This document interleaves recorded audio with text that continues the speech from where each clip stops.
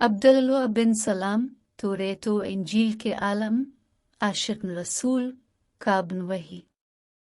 عبداللہ بن سلام تعارف و سلسلہ نسب۔ عبداللہ بن سلام ایمان لانے سے پہلے حسین بن سلام کے نام سے جانے جاتے تھے۔ ان کا شمار یہودیوں کے سب سے بڑے عالم اور سرداروں میں ہوتا تھا۔ یہی وجہ تھی کہ یہودی ان سے فیض یاب ہونے کے لیے داور سے آتے تھے۔ وہ توریت اور انجیل پر مکمل عبور رکھتے تھے۔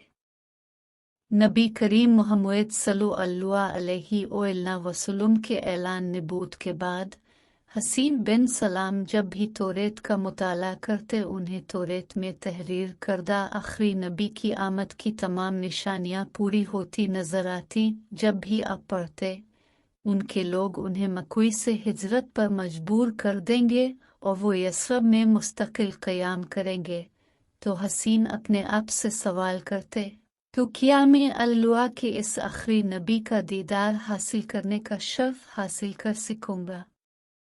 عبداللہ بن سلام کی نبی کریم محمد صلی اللہ علیہ وسلم سے ملنے کی آرزو اکثر ان کو بے چین رکھتی۔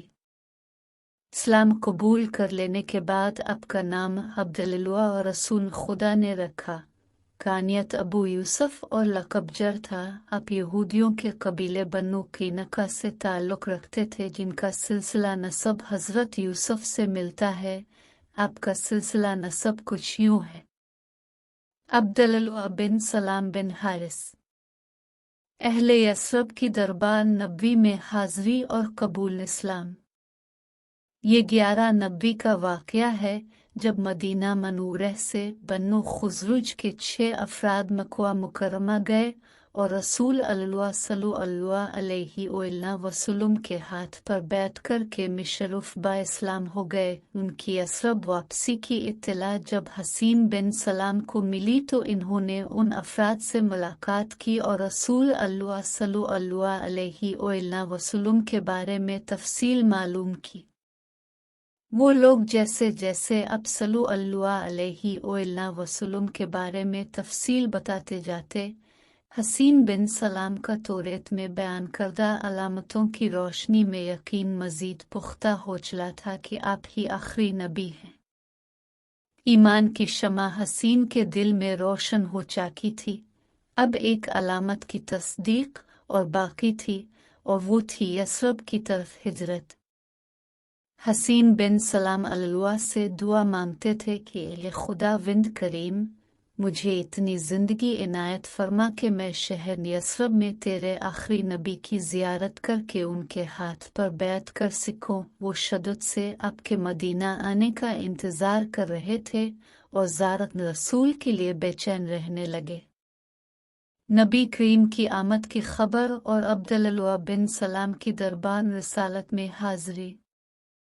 حسین فرماتے ہیں کہ ایک صبح جب میں اپنے کھجور کے باغ میں درختوں سے پھل اتروانے میں مصروف تھا اور میری چچی خالدہ بن حارث بھی میرے ہمراہ تھی، میں نے سنا کہ ایک شخص رسول اللہ صلی اللہ علیہ وسلم کی مدینہ میں آمد اور آپ کے قبا میں قیام کا اعلان کرتا پھر رہا ہے۔